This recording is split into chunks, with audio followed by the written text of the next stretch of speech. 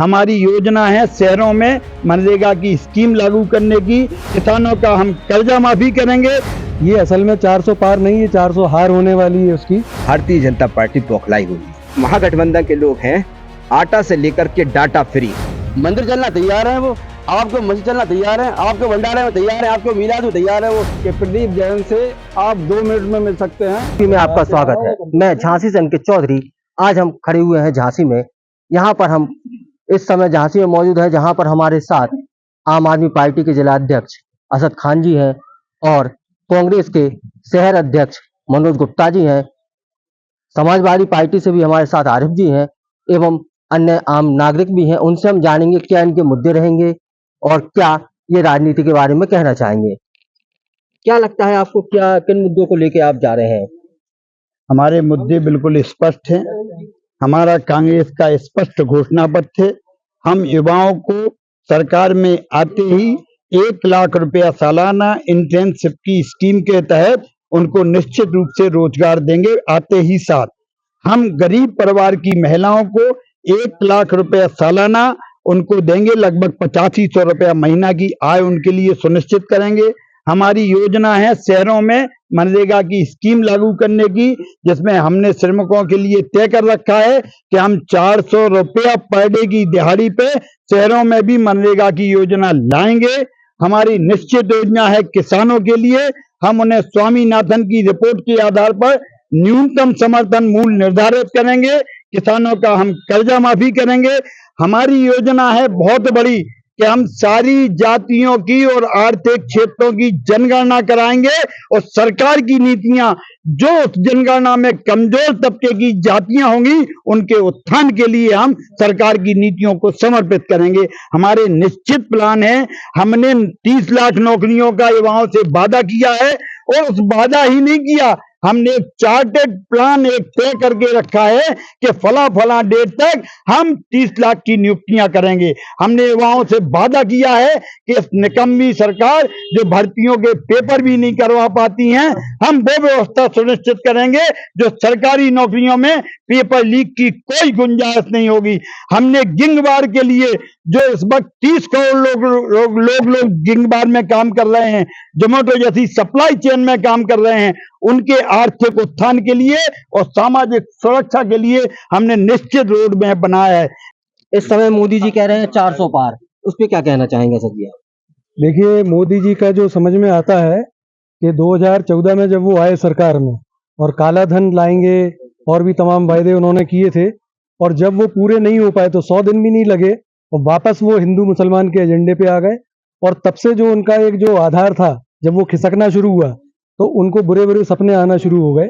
और ये भी जो 400 पार का जो है, ये असल में 400 पार नहीं, ये 400 हार होने वाली है उसकी इनकी।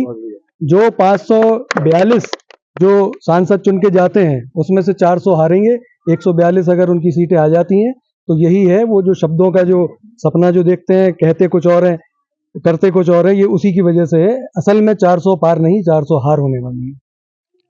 आरिफ जी, क्या लगता है आपको? मोदी जी कह रहे हैं कि अगर सरकार बनती है कांग्रेस की तो वो दोबारा मुसलमानों को दे देगी, क्या कहेंगे इस पर? देखो भाई, हम पहले भी ये सभी लोगों को बता चुके हैं लगभग कि भाई इस समय भारतीय जनता पार्टी बौखलाई हुई है, क्योंकि समाजवादी पार्टी और कांग्रेस पार्टी के और तमाम आप पार्टी के जो गठबंधन महागठबंधन हुआ है उससे पूरी तरह से बौखला गई है और कुछ भी अनाप शनाप बके जा रहे हैं।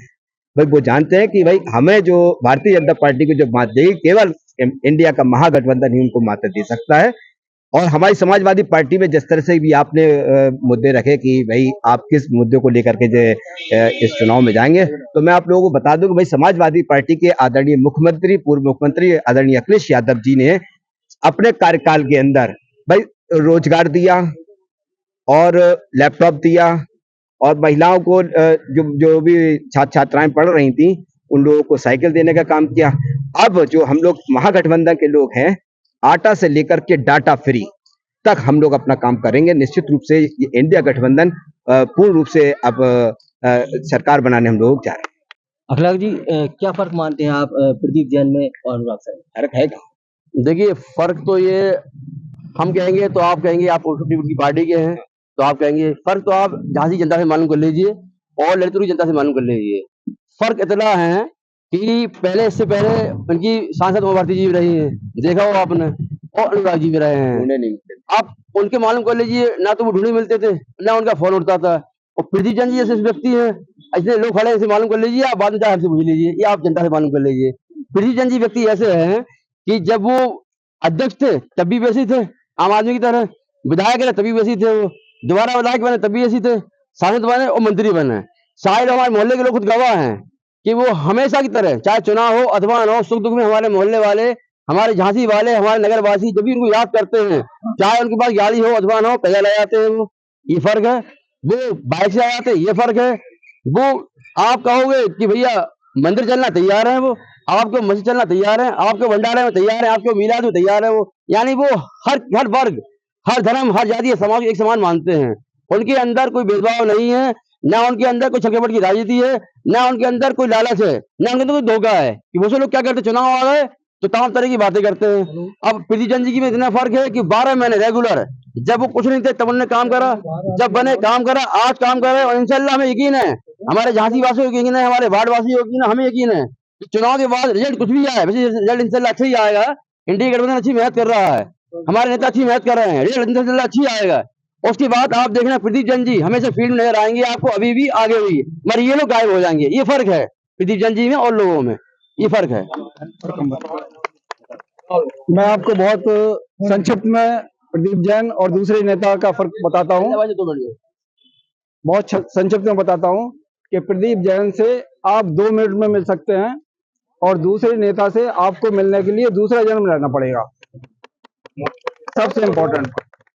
तो अगर आपके पास दूसरा जन्म लेने की हिम्मत है और इंतजार है तो आप दूसरे को चुनिए, अदरवाइज प्रदीप जैन को चुनिए। ये थे हमारे साथ झांसी की आम जनता और आम आदमी पार्टी के जिला अध्यक्ष एवं कांग्रेस के शहर अध्यक्ष। झांसी से अंकित चौधरी, श्रेष्ठ यूपी।